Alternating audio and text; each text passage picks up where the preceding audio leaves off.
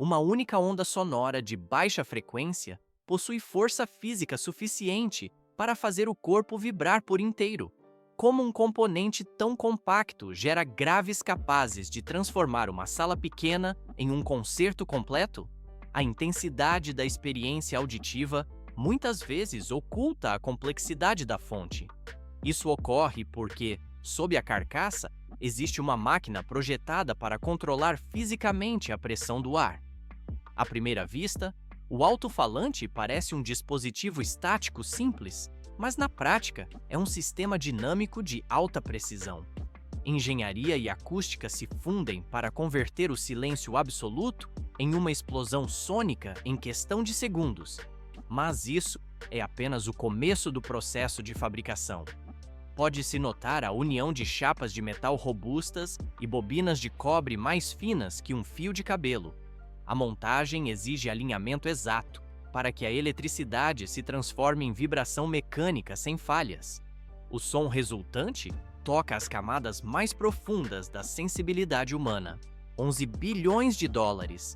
Esse é o valor exato que o mercado global de alto-falantes inteligentes gera em apenas um ano. Por que gigantes da tecnologia investem centenas de milhões de dólares anualmente nesse setor? Enormes complexos fabris operam sem interrupções ao redor do planeta. O investimento busca incansavelmente refinar a experiência de audição e alcançar graves mais profundos. Mas os números são apenas o começo. Pode-se notar a produção contínua de mais de 150 mil alto-falantes a cada dia nas linhas globais. Tal volume seria suficiente para preencher uma cidade inteira com som em apenas 24 horas. À primeira vista, o aparelho parece um dispositivo simples, mas, na prática, ele esconde uma engenharia de precisão. Tudo só se complica no nível físico. No entanto, o dispositivo não cria som da maneira convencional que imaginamos. Essencialmente, cada ritmo e melodia é nada mais que ar em movimento em uma escala microscópica. Vê-se como vibrações invisíveis são projetadas tecnicamente para deslocar a matéria. Engenheiros ajustam essas oscilações para evocar energia e conexão nos espaços onde vivemos e trabalhamos. A mecânica do ar garante a propagação correta das ondas acústicas. O som se integra ao ambiente de forma técnica e fluida. Mais de 1000 graus Fahrenheit. Essa é a temperatura exata que os fornos industriais mantêm para fundir a mistura de minerais e metais de terras raras. O ímã, componente invisível, mas essencial por trás de cada som preciso, nasce desse ambiente hostil em duas variantes principais: o ferroso, pesado e acessível, ou o neodímio, leve e extremamente forte. Mas isso é apenas o começo. Por que a escolha entre esses dois materiais é tão crítica para o projeto? À primeira vista, a função magnética de ambos parece idêntica para o leigo, mas cada tipo determina o desempenho final de áudio e o tamanho do driver, exigindo uma seleção calculada antes mesmo da fusão. O material derretido flui para moldes de precisão após horas de processamento térmico intenso. Vê-se como a compressão mecânica molda a substância em formas cilíndricas ou anelares específicas para cada modelo. No entanto, o bloco de metal permanece magneticamente inerte nesta fase. Sistemas de alta potência aguardam nas câmaras blindadas, projetadas para bloquear qualquer interferência externa. Pulsos elétricos imensos são disparados contra os brutos moldados com violência controlada. A força gerada é tão intensa que puxaria ferramentas de aço de uma bancada próxima se não houvesse proteção. Transição para o próximo nível. Pode-se notar que esse surto energético força os domínios magnéticos internos do material a se alinharem perfeitamente. À primeira vista, parece uma simples aplicação de carga, mas na prática, isso transforma o metal comum em um ímã permanente com campos estáveis. As altas temperaturas aplicadas anteriormente garantem a durabilidade e a resistência à desmagnetização. Por isso, Após o resfriamento completo, as peças seguem para a usinagem de alta precisão. Fresadoras esculpem as dimensões exatas necessárias para o encaixe no conjunto do alto-falante. O componente atinge sua geometria definitiva, pronto para a montagem. Sinais elétricos se convertem em movimento mecânico preciso exatamente neste ponto, onde a bobina de voz de cobre entra no mecanismo de vibração, logo abaixo do conjunto magnético recém-concluído. Por que o cobre permanece uma escolha quase insubstituível na engenharia de áudio? Este componente funciona essencialmente como um motor em miniatura dentro da estrutura. Ele garante condutividade ideal através de um fio puro revestido com uma camada ultrafina de isolamento, eliminando qualquer risco de curto-circuito. Mas o processo de conformação técnica está apenas ganhando velocidade. Vê-se como máquinas de enrolamento automático de alta precisão moldam o fio em uma geometria cilíndrica ao redor de um núcleo ou bobina. Cada volta individual deve ocupar a posição exata exigida pelo projeto para gerar um campo eletromagnético estável e uniforme. O equipamento alinha o condutor com tolerâncias mínimas de espaçamento. À primeira vista, o enrolamento parece uma tarefa mecânica básica, mas na prática, o sistema controla rigorosamente a tensão, a velocidade e a direção do fio conforme o programa. Dependendo do tipo de alto-falante, a bobina pode consistir em uma camada única ou em múltiplas camadas empilhadas juntas. A estrutura final se assemelha a um feixe muscular sofisticado, posicionado no coração do sistema móvel. Nesta etapa não termina.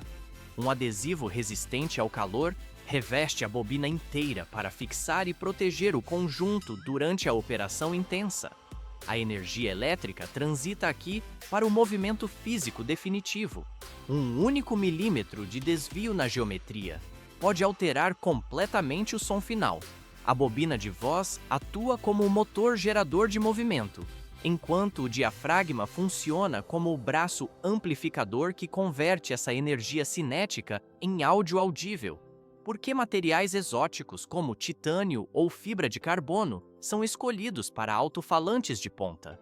A olho nu, parecem apenas opções estéticas mais caras em comparação ao papel ou polipropileno.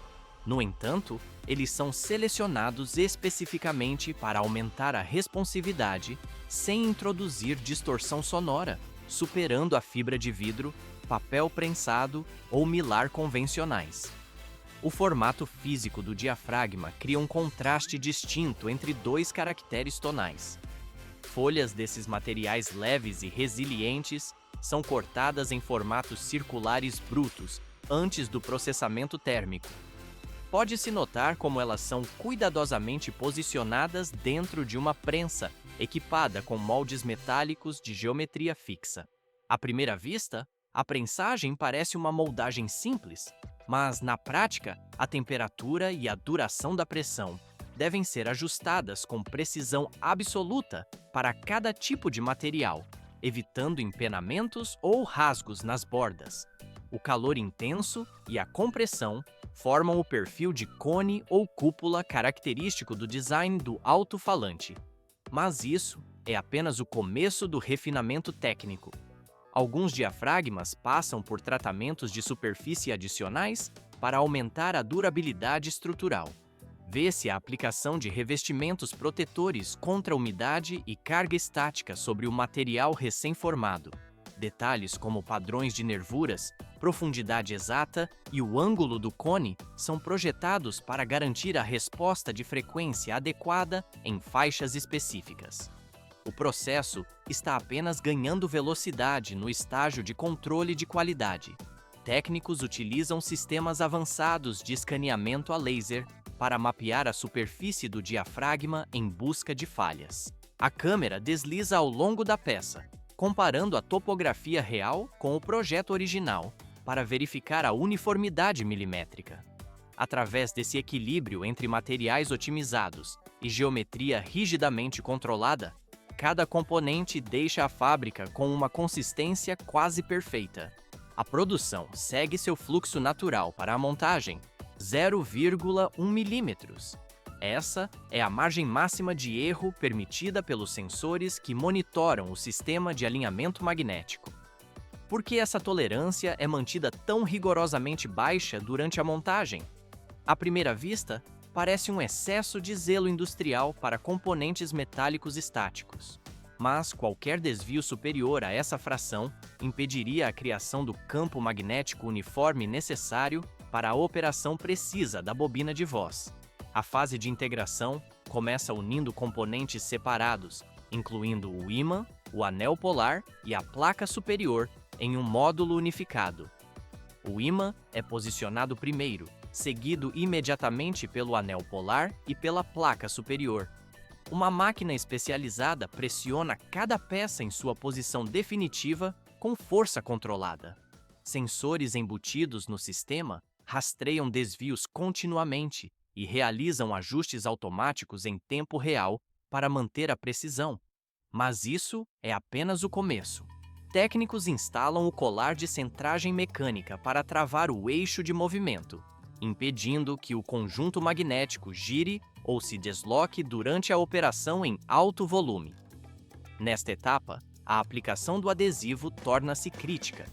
Um dispensador automatizado aplica a cola em um padrão circular fechado ao redor das superfícies de união.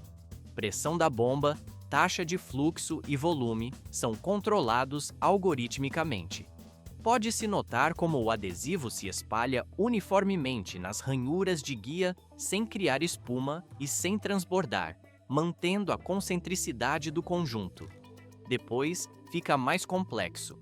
Apenas alguns segundos depois, o adesivo começa a curar, criando uma ligação inicial que trava o módulo em uma estrutura sólida única. Finalmente, a aranha é colada na armação para garantir que a bobina de voz se mova estritamente ao longo de um eixo, sem deriva lateral e sem torção sob oscilação de alta frequência. O núcleo do driver está totalmente formado. Transição para o próximo nível. Quando o conjunto magnético está perfeitamente alinhado, a carcaça do alto-falante recebe seus dois componentes centrais, a bobina de voz e o diafragma. Se o alto-falante fosse um instrumento eletrônico, a bobina seria a fonte de movimento, enquanto o diafragma se tornaria a superfície que entrega o som. O processo começa com a colocação da bobina no estreito espaço magnético entre o ímã e o núcleo polar. Vê-se como ela desce para o vão, onde um desvio de frações de milímetro alteraria a resposta de frequência e a sensibilidade. Dependendo do design específico, a montagem da bobina ocorre manualmente ou por sistemas automatizados de pegar e colocar. Os terminais da bobina são soldados para a conexão elétrica definitiva. Ao mesmo tempo, o diafragma, feito de papel comprimido, polímeros ou fibra de carbono, é posicionado e colado diretamente na bobina usando adesivo especializado. Aparentemente, não é complexo unir essas partes, mas na prática, essa etapa exige precisão mecânica absoluta e habilidade manual, pois um desalinhamento leve causaria atrito e distorção. É aqui que a clareza e a precisão do alto-falante são verdadeiramente moldadas. O conjunto é imediatamente colocado em uma câmara de cura especializada, por um período que varia de 20 minutos a várias horas. O calor permite que o adesivo resistente endureça totalmente, travando cada componente em uma estrutura mecânica estável, mas preservando a flexibilidade natural do diafragma para a reprodução sonora. A câmera desliza ao longo da bancada, onde técnicos realizam uma inspeção manual usando luz direcionada. Eles examinam cada ponto de união para garantir que o diafragma e a bobina estejam fixados exatamente como projetado e livres de contato com o ímã. O componente segue adiante na linha de produção.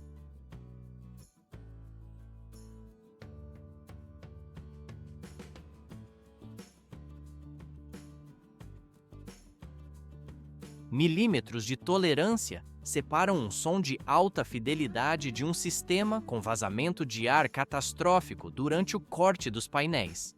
Por que materiais específicos como MDF ou compensado de bétula são os escolhidos para essa etapa crítica? A linha de produção transita do driver para a construção do gabinete, iniciando o corte em máquinas controladas por computador.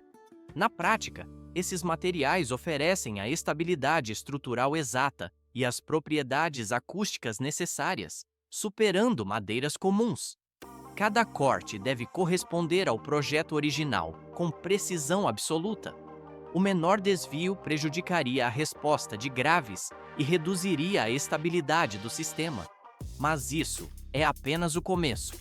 À primeira vista, a montagem dos painéis cortados parece um processo simples de marcenaria, mas, na prática, é uma operação de engenharia acústica onde adesivos industriais e fixadores mecânicos trabalham em uníssono. O adesivo une quimicamente as superfícies, enquanto os parafusos reforçam a rigidez física da estrutura. Isso garante que o gabinete suporte vibrações contínuas em níveis altos de reprodução sem gerar ruídos parasitas. Reforços estruturais são estrategicamente posicionados nos pontos de maior ressonância dentro da caixa. Materiais de amortecimento, como espuma acústica ou lã mineral, acompanham esses reforços para suprimir ondas estacionárias internas. Pode-se notar como o equipamento de usinagem abre orifícios precisos para o woofer, o tweeter e o pórtico de reflexão de graves. Cada posição segue cálculos baseados na frequência de cruzamento e no comportamento do fluxo de ar, permitindo que cada driver atue em seu potencial máximo, sem interferência mútua. O acabamento externo com envoltório de vinil, laca ou tecido acústico protege a madeira contra umidade e deformação. Além da proteção, essa camada refina sutilmente as características de reflexão da superfície durante a reprodução do som. Nesta etapa, não termina. O gabinete se torna um verdadeiro instrumento de áudio, apenas na montagem final, onde cada componente encontra seu lugar exato. Técnicos instalam cada elemento acústico manualmente, seguindo uma sequência estruturada para garantir a integridade do som. O revestimento das paredes internas com material de amortecimento reduz a ressonância para que o áudio emerja limpo e livre de acúmulos de graves turvos. Fios de sinal percorrem canais internos estreitos e se conectam à placa de crossover nos terminais traseiros. O posicionamento dos cabos evita interferência eletromagnética e jamais obstrui o fluxo de ar dentro do gabinete. Depois, fica mais complexo.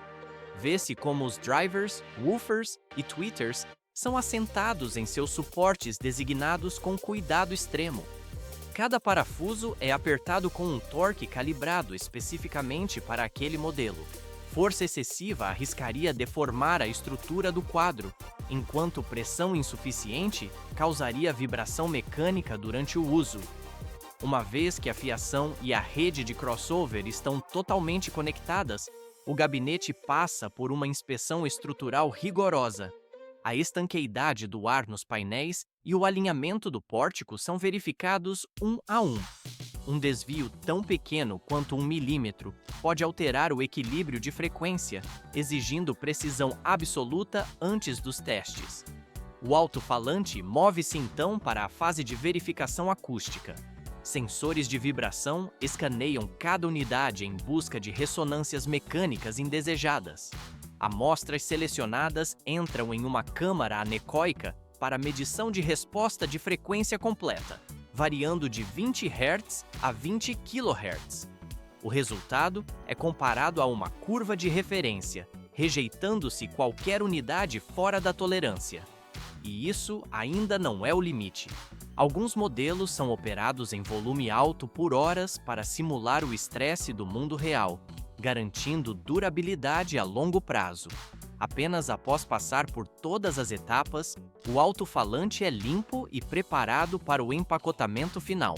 Ele é colocado em um berço moldado com espuma de absorção de choque e selado dentro de caixas de múltiplas camadas. O produto, que antes existia apenas como painéis de madeira e componentes soltos, está agora pronto para moldar o som em estúdios e palcos.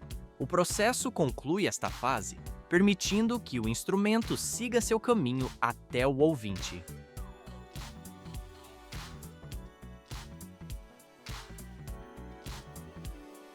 Centenas de peças distintas convergem para na montagem final de cada alto-falante profissional. Por que o monitoramento continua rigoroso mesmo após a construção física do equipamento? À primeira vista, o aparelho parece apenas um emissor de som finalizado, mas, na prática, ele exige calibração absoluta para operar como uma estrutura acústica coerente. A engenharia de precisão elimina qualquer variação mecânica nos componentes, mas isso é apenas o começo da validação técnica. O processo de checagem avança para os testes de estresse mecânico. Pode-se notar como os instrumentos de medição analisam a pureza da onda sonora gerada. O dispositivo não atua apenas como um conjunto de partes montadas, mas como um sistema unificado desenhado para entregar o áudio em sua forma mais limpa ao ouvinte. A ausência total de falhas define a aprovação do lote. Assim, o equipamento conclui seu ciclo de produção, pronto para a performance definitiva.